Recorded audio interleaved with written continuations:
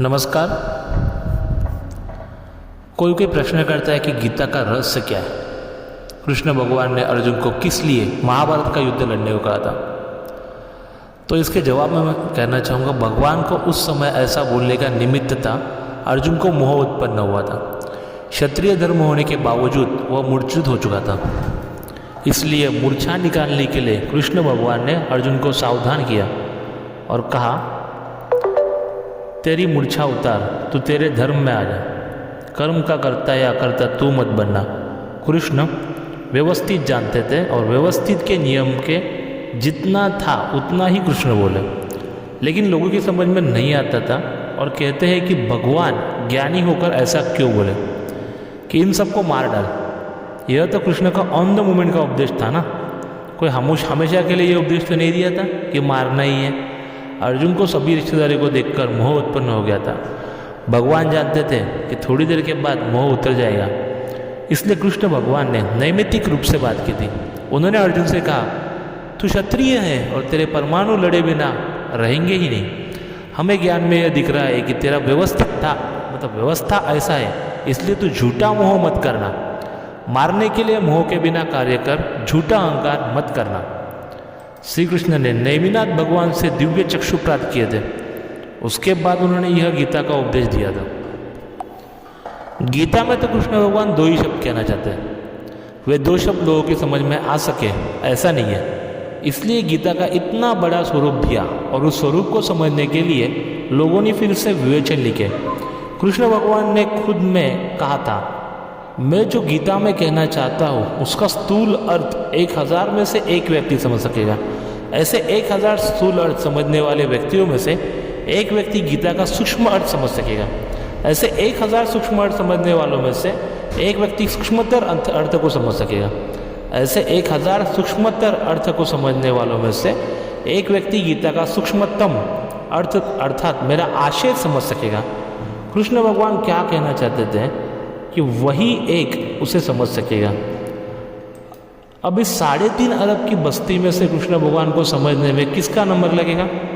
कृष्ण भगवान जो कहना चाहते थे वे दो ही शब्दों में कहना चाहते थे। उसे तो जो खुद कृष्ण बन चुका हो वही समझ सकता है और कह सकता है, अन्य किसी का काम नहीं। आज हम खुद कृष्ण भगवान आए हैं, तुझे तेरा जो काम निकालना है वो निकाल ले। कृष्ण क्या कहना चाहते हैं। व्यक्ति मर जाए तब कहते हैं ना कि अंदर से चले गए। वह क्या है जो चले गए? वह माल है और यहाँ पड़ा रह जाता है वह पैकिंग है, यानी ऊपर का आवरण। इन चर्म चक्षुओं से दिखता है वह पैकिंग है, यानी ऊपर का कवर है, और अंदर जो है वो माल है, अंदर आत्मा है, मटेरियल है। There are varieties of packings. कोई आम का पैकिंग होता है, कोई गधे का पैकिंग होता है, तो कोई मनुष्य का पैकिंग होता है। अंदर का माल जो है शुद्ध है, एक सरीका है। सभी में पैकिंग तो भले कैसा भी हो, सड़ा हुआ भी हो, लेकिन व्यापारी पैकिंग की जांच नहीं करता।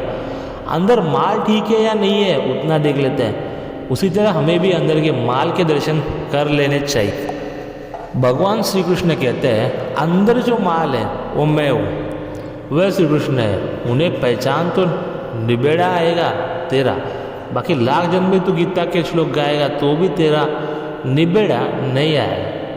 पैकिंग और माल, इन दो शब्दों में कृष्ण भगवान जो कुछ कहना चाहते थे वह है, और ये बुद्धिशाली लोग गीता का अर्थ करने जाते हैं, उसकी पुस्तकें निकालते हैं। मूलतः तो इन लोगों को अर्थ करना ही नहीं आता और बड़े बड़े विवेचन टीकाएँ लिखकर अर्थ निकालने गए, लेकिन ये तो खुद के स्वच्छंद से अपना नाम फैलाने के लिए ही करते हैं। बाकी तो दो ही शब्दों में श्री कृष्ण भगवान का अंतराशय समा जाता है। बेटा यदि हॉस्टल में पढ़ रहा हो तब उनके पिताश्री उसे कड़े शब्दों में पत्र लिखते हैं, तू पढ़ता नहीं है और मेरे पैसे बिगाड़ रहा है, सिनेमा नाटक देखता रहता है, कुछ भी नहीं करता है। तब बेटा क्या करता है, बाप का पत्र खुद के फ्रेंड को दिखाता है और कहता है कि देख ना मेरे पिताजी कैसे हैं, जंगली है, लोभी है, क्रोधी है, कंजूस है। लड़का ऐसा क्यों कहता है? क्योंकि उसे अपने पिताजी की बात समझ में नहीं आती है, वो पिताजी का अंतराश्रय नहीं समझता है। फादर और बेटे यानी पिताश्री और बेटे में मात्र 25 या 30 सालों का डिफरेंस रहेगा। फिर बाप का अंतराशय बेटा नहीं समझ पाता, तो फिर कृष्ण भगवान को गए तो 5000 साल हो गए। तो 5000 साल के डिफरेंस में कृष्ण भगवान का अंतराशय कौन समझ सकेगा? उनका अंतराशय कौन बना सकेगा, कौन बता सकेगा? वह तो जो खुद कृष्ण भगवान है वे ही बता सकते हैं। महावीर के अंतराशय की बात कौन बता सकता है? वह तो जो खुद महावीर है वे ही बता सकते हैं। महावीर का भी 2500 साल का डिफरेंस हो चुका है। पहले के ज़माने में तो 25 साल के डिफरेंस में बाप का अंतराशय बेटा समझ जाता था, जबकि आज तो 25 साल के अंतर में अंतराशय समझने की शक्ति नहीं रही है। तो फिर कृष्ण की बात किस तरह समझ में आएगी? अभी गीता के बारे में बहुत कुछ लिखा जा रहा है, लेकिन लिखने वाला उसमें से एक बाल बराबर भी समझता नहीं है। यह तो ऐसा है कि अंधे को मिला अंधा, बोरे में मिला तिल से तिल, न रहा तिल न रही घानी, उसके जैसा है। हाँ, वह गलत नहीं है, करेक्ट है, लेकिन वह के मास्टर जैसी है और वह ठीक है। यहाँ हमारे पास कैसी बात होती है? कॉलेज के अंतिम साल की बात है। जैसे उसमें फर्स्ट स्टैंडर्ड की बात होती है, वैसे इसमें गीता के विवेचन की बात होती है। सिर्फ ज्ञानी पुरुष के पास ही सर्वशास्त्रों की यथार्थ बात मिल सकती है। आज के लिए इतना ही, मिलते हैं अगले भाग में।